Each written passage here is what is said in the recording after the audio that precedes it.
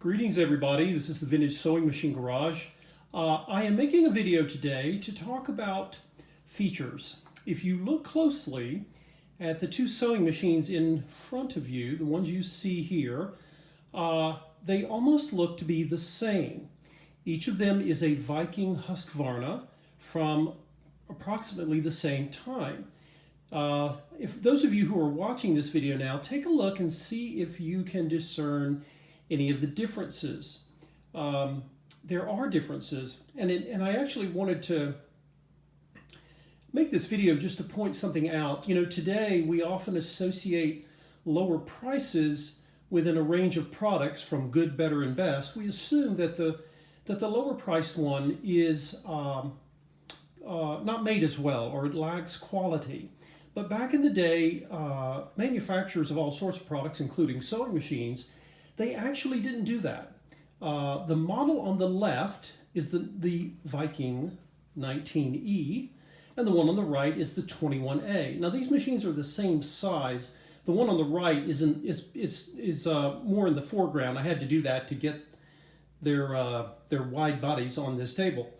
But if you look very closely, you will see that the machines they're the same size, they have the same chassis, and they almost look exactly the same. But if we zoom in a bit and you look over here, you're going to see, of course, this is, of course, the stitch length regulator, the reverse button in the center. Over here, you have stitch width if you're doing zigzag. Then you have a dial that can basically change needle position. But over here, on the, looks like a twin, but in fact it is not. Because if I zoom in here, you're going to see some things that are similar. Oh, I forgot to point out, both of these machines have this little knob below. That's for adjusting feed dog height. Over here you have stitch width. Here you have stitch length, reverse. But notice this knob is different. It's not round. It's more of a, I'm not even sure what you call it, but it has a different knob and it has something unique. This allows for decorative stitches. Now the one on the right, better zoom back out here, the one on the right can do straight, zigzag, and it can also do a blind stitch, and it has a built-in cam which is on the back. The one on the left was a more expensive model, even though they look like twins, because in addition to being able to create all of the stitches I just mentioned, for its somewhat less costly sibling, this model could do lots of different decorative stitches. And of course you would need to, it has a built-in, it has a cam currently inserted in it, and it will do more decorative stitches if you collect all of the little cams. So you look at the machines, you know that they were made, in the same factory. They were both made in Sweden. They're beautifully made. I've actually created a video talking about how this was one big monoformed piece, with the exception of the free arm. Both of these are considered convertible machines. They convert from free arms to a flatbed with the use of the little deck, which pulls off easily. Now the machine on the left, it may look slightly different in color, but that's because it's got a little bit of soiling or old sewing machine oil on it, and I'll be taking that off, and it will clean up and look the same color as this other.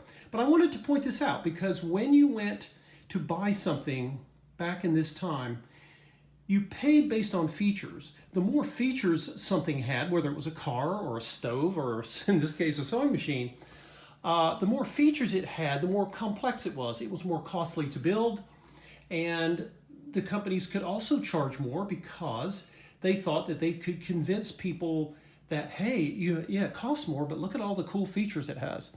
Even though many of you who sew will have often said that you need straight, zigzag, and blind stitch most of the time, you don't really use a lot of decorative stitches. Now, a few of you do, but just as it is today, back then, people didn't always use those decorative stitches, but it was kind of one of those things that people thought, well, maybe I'll use it someday, and they would pay more. So that is just quality versus features. The same quality went into both of these machines. And that kind of brings me to one last point I want to make. When you're looking for a vintage sewing machine, and let's say you have a choice, very often it may not be between two Vikings. They're not as common as, say, Singer 400 series from the late 50s. If you only need a few features and you find a good machine candidate, then there's nothing wrong with buying that. You don't have to get the 401A, I'm referring to the Singer Slantomatics, unless you really think you're going to use all of those decorative stitches. You can get it if it's the only one you see and it's in good shape and a good price, of course buy it. But I just wanted to mention that. Don't ever feel bad if you have a machine that doesn't have all the bells and whistles, because if yours was a medium or even a basic model, they were all built really well.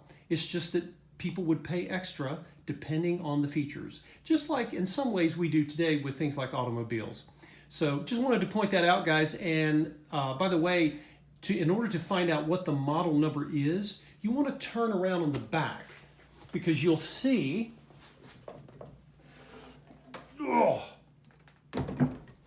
will see, whoops, let me zoom in here. You'll see different sewing machines have these on different places, but with the Husqvarnas of this era, you see a plate on the back, and of course it's riveted. It's not meant to be pulled off. And this down here is just a decal. A lot of times service, whenever something was serviced, they would often put their own decals on there, just like a car dealership. But anyway, if you ever doubt which model you have, you can look for the serial number, and a lot of times it's a riveted plate. But again, don't feel bad if you have a machine that is not basically as fancy as, say, one of the other models the company had. Look for machines that can accomplish what you want to do with them. And think about the projects you're going to make, and that will help guide you in figuring out just how fancy that old vintage sewing machine needs to be. Thank you all for watching. As some of you know, the Viking, the 19E, is restored and currently available, and the Viking 21A is about to undergo the same process as the 19E just did. So anyway, just wanted to point this out to you all. If you've ever wondered, how do I know which version of a machine should I get? Because a lot of them look similar. A lot of them they almost are identical except for a few features. But you can go online and investigate this. Places like here at this channel, and other people have blogs where they talk about certain models. And then you can decide for yourself what to find, and who knows what you'll find when you go shopping for vintage sewing machines. If any of you have Viking Husqvarnas and have anything to share about what you like about them or don't, feel free to put your comments down below, and we will see you in the next video.